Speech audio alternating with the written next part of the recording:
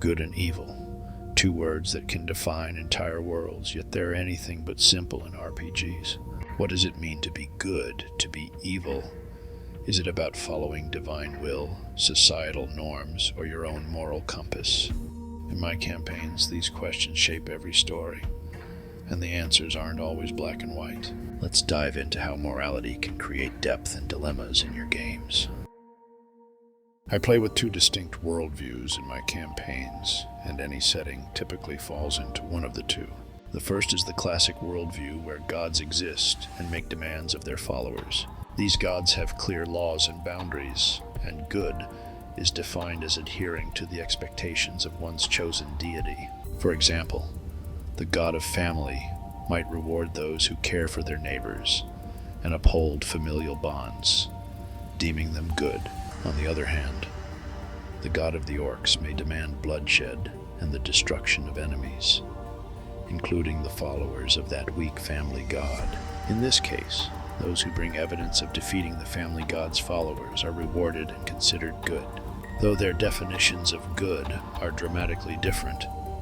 In these worlds, good is determined by obedience to the gods, lords, or other powerful entities, while evil is defined as failing to respect their demands. When I say gods, this can include traditional deities like the Raven Queen, or powerful entities like Big Brother or Friend Computer. Of course, Friend Computer is somewhat nuts and contradictory, but even then, the principle holds: you must conform to the entity's will to be considered good.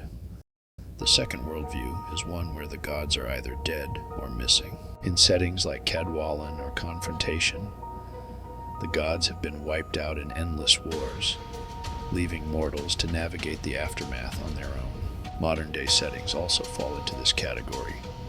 In these worlds, there is no guiding divine hand. Instead, good is defined by actions that help the most people. The greater the benefit to others, the more good the action is considered.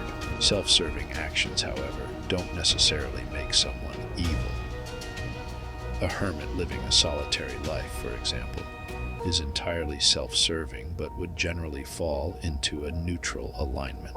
Evil, in contrast, is measured by the harm caused to others. Of course, this leads to gray areas, such as determining who counts as a person. Are androids people? What about animals? Does nature itself have inherent value? Questions like whose life is worth more, or how harm is measured, can spiral into a rabbit hole of perspectives and ideologies. In these worlds, morality isn't defined by a powerful entity, but by societies or groups. Societies collectively determine what is good or bad and demand conformity from their members. This is essentially the will of the many. That said, conflicts still arise. Carnivores will think eating meat is good, while herbivores will see eating plants as good.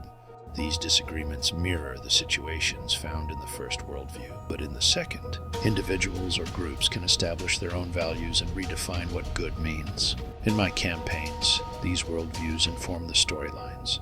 In a world with gods, the heroes are either carrying out the will of those gods, or rebelling against or escaping them. In a world without gods, the heroes must create or support societies and groups based on values they believe in. In practice, however, when I'm running a campaign, the party often ends up doing their own thing, disregarding gods, societies, and any morality beyond their own, or beyond who pays them the most for a job. It would make for an interesting dilemma to place the party in a situation where two diametrically opposed groups hire them. Whichever group they choose to work with more often would ultimately grow stronger as a result of their actions. Now, I'm curious, how do you handle the concept of good and evil in your campaigns?